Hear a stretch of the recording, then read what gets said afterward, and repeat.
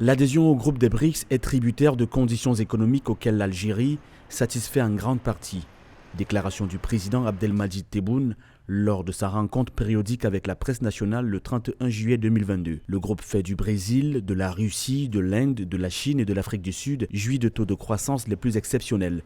À la question « l'Algérie est-elle ouverte à l'adhésion au groupe ?», le chef de l'État précise qu'il ne faut pas anticiper, bien que les bonnes nouvelles pourraient être pour bientôt.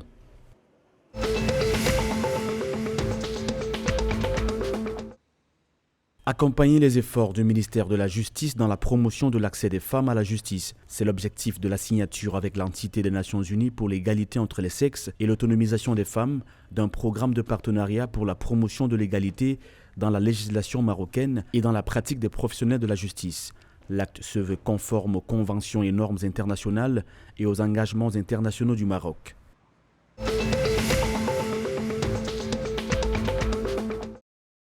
Le président du Parlement libyen, Aguila Saleh, a entamé le 2 août 2022 une visite de 2 jours dans la capitale turque. Le déplacement, qui a été décalé à plusieurs reprises, vient mettre fin à des années de tension entre les deux parties.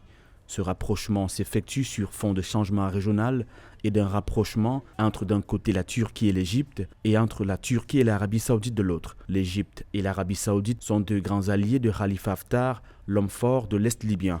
Le déplacement d'Aguila Saleh devrait acter, selon plusieurs parlementaires libyens, la relance des relations.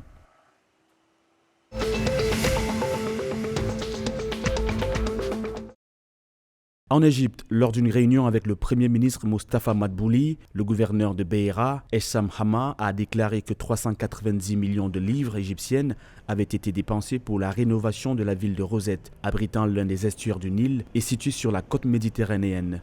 Le gouverneur a souligné qu'un nouveau port de pêche est en cours d'introduction dans la ville avec un budget de 600 millions de livres égyptiennes. Essam Hamma précise par ailleurs que le port, dont la capacité de 50 bateaux, est complété à 97%.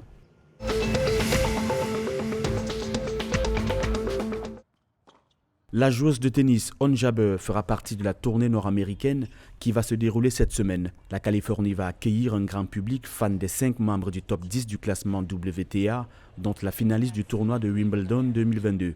Ons Jabeur sera exemptée du premier tour.